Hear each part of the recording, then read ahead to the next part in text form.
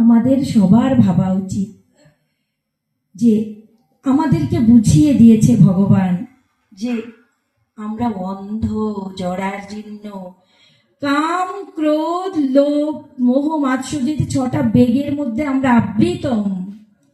আমরা এই যে 6টা বেগ আমাদেরকে যে আকৃষ্ট করে ধরেছে, এই 6টা বেগ থেকে আমরা কিভাবে পরিত্রাণ পাব, কিভাবে আমরা এই অন্ধকার থেকে বেরিয়ে আসতে পারবো, আমরা কিভাবে মুক্তি পাবো, এই জায়গাটা মনে হচ্ছে যে ভগবানের কোনো জ্ঞান কর্ম ভক্তির মধ্যে গীতা।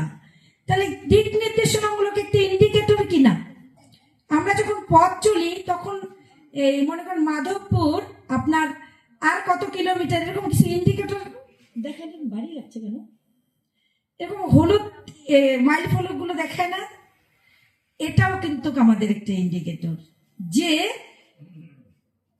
তোমরা 6টা বেগের মধ্যে আবৃত হয়ে আছো, যেমন সন্তানটা জরায়ুর মধ্যে যেভাবে লুকিয়ে থাকে। তাহলে এই জায়গাটা থেকে তোমাদের পরিত্রাণের উপায় কি? অন্ধকারে তো আছি।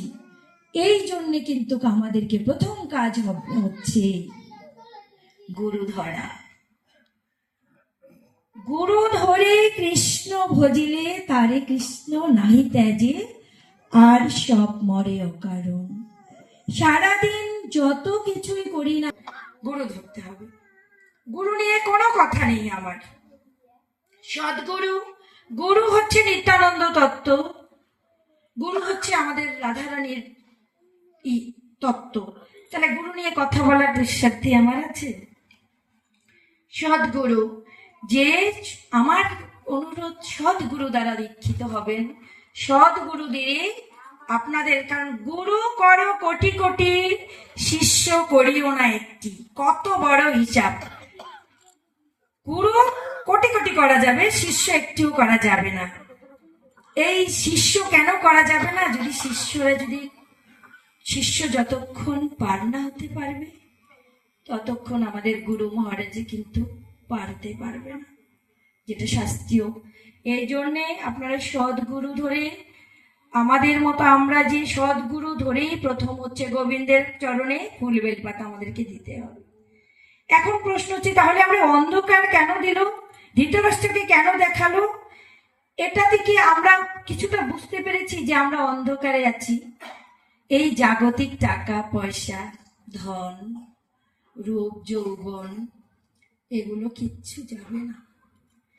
একটা সময়, আজ থেকে 20 বছর আগে আমরা নিশ্চয়ই এরকম ছিলাম না, আর 20 বছর পরেও কিন্তু আমরা কিন্তু এরকম থাকবো না। আমাদের এই আত্মার জন্মেবে আর মারা যাবে, আবার জন্মিবে আবার মারা যাবে। খুব ছোট করেই আমি আর একটু জিস্টে যাই, কারণ আপনারা তো অনেক ভাগবত পাঠ শোনেন। এই সিলেট জেলা হচ্ছে স্বয়ং গৌরাঙ্গ মহাপ্রভুর আবির্ভাব স্থল। সে জন্মগ্রহণ করেনি, কিন্তু সে কিন্তু আমাদের এখানেই জন্ম, মায়ের পেটে তো আসছে, আবির্ভাব হয়েছে না? এখানে হরিকথা, ভাগবত কথা, এখানে তো আশীর্বাদ স্বরূপ সিলেট। আর আমরাও আপনার মতো সাধুগুরু বৈষ্ণবের কৃপায় আমি অধম ঠাকুরগা থেকে সুদূর ছুটে আসি আপনাদের ভক্তদের শুধু চরণ ধুলি পাবার আসি, আর কোনো কিছু নেই। শুধুমাত্র আপনাদের সাধুগুরু বৈষ্ণবদের একটু চরণ ধুলি পাবার আশায় আজকে কিছু আলোচনার মধ্যে আমি যাব। কিছু জিস্ট জায়গাগুলো আমাদের ভাবনায় ভাবা দরকার। আর কতদিন, আর কত